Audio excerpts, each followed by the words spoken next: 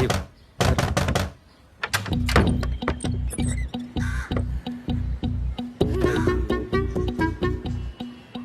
അമ്മച്ചി. അമ്മച്ചിനെ കണ്ടില്ലല്ലോ കണ്ടില്ലല്ലോ എന്ന് ഞാനിങ്ങനെ ആലോചിച്ചുകൊണ്ടിരിക്കുകയായിരുന്നു. 5-8 തവണ ഞാൻ ഫോൺ വിളിച്ചിട്ട് നീ ഫോൺ എടുക്കാത്തപ്പോ നിന്നെ നേരിട്ട് പൊക്കാൻ വേണ്ടിട്ടാ ഞാൻ വീട്ടിൽ നിന്ന് ഇറങ്ങി. ആ കലക്കന്റെ കടയിൽ നിന്ന് ഒരു വാട്ടച്ചായം കുടിച്ച് നീട്ടി വലിച്ച് ഞാൻ ഇവിടെ എത്തുമ്പോ 20 മിനിറ്റ് കഴിയും. ആ സമയം കൊണ്ട് നീ മുങ്ങും ഞാൻ മൂഞ്ചും. അതാണല്ലോ പരിപാടി. അതിനി നടക്കത്തില്ല. മാറിയിക്കണം അങ്ങോട്ട്. ഉള്ള കഴിവേറി ഇറങ്ങിയ മുടികളെ കൊണ്ടാ.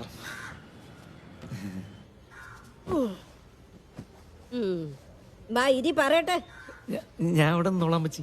നിന്നെ ഇങ്ങനെ നിർത്തിയതായ എനിക്ക് പറ്റിയത്.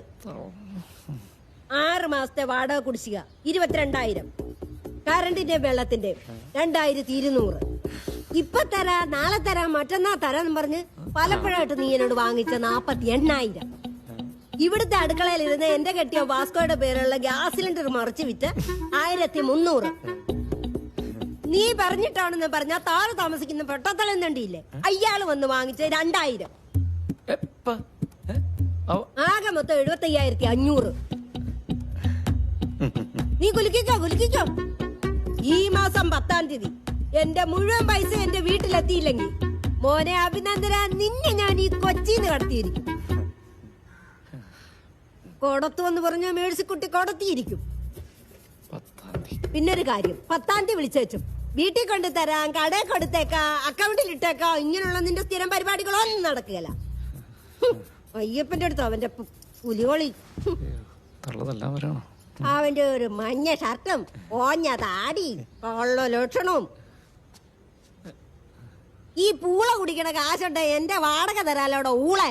അതിന് ഞാനങ്ങനെ കുടിക്കാറില്ല അമ്മച്ചി. വഴി കിടന്ന് പെറുക്കി വെച്ച വിൽക്കാനായിട്ട്. അയ്യോ, നീ എന്റെ ആക്രി പെറുക്കാരനോ? വേറെ പൊളിച്ച് വിൽക്കാതിരുന്നാ മതിയായിരുന്നു. കൊണ്ടോരക്കോലിനൊക്കെ പൊണ്ടാരടങ്ങുമല്ലോ. ഈ പോണ പോക്കിനങ്ങോട്ട് വിളിച്ചേക്കാവോ? എന്ത് സാധനവും തള്ള. സ്വന്തമായിട്ട് കുറെ വാടക വീടുന്നുള്ള അഹങ്കാരമാണ്.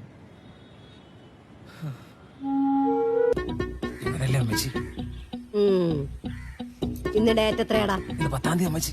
10-ാം തീയതി എന്ത് തരണമെന്നാടാ ഞാൻ നിന്നോട് പറഞ്ഞേക്കുന്നേ? വാടക മാത്രമല്ല, എനിക്ക് തരാനുള്ള മൊത്തം കാശും. ശരി.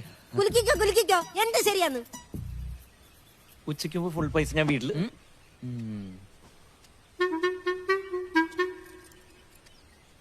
എന്റെ പൊന്നാൻ വെച്ചുള്ള സത്യം പറയാം, എനിക്ക് ഇച്ചിരി കാശ് കിട്ടാനുണ്ട്. പക്ഷെ അത് അടുത്ത മാസം കിട്ടുള്ളൂ.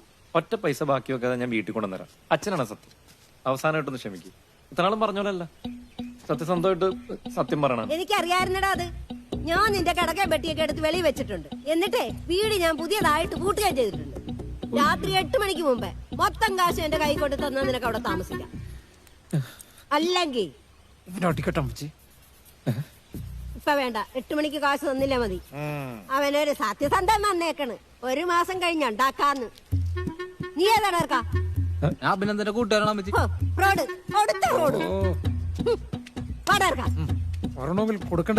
എന്തിനാടാ പെറ്റതലയുടെ മുമ്പിൽ കിടന്ന് തല്ലു വാങ്ങിക്കണത്?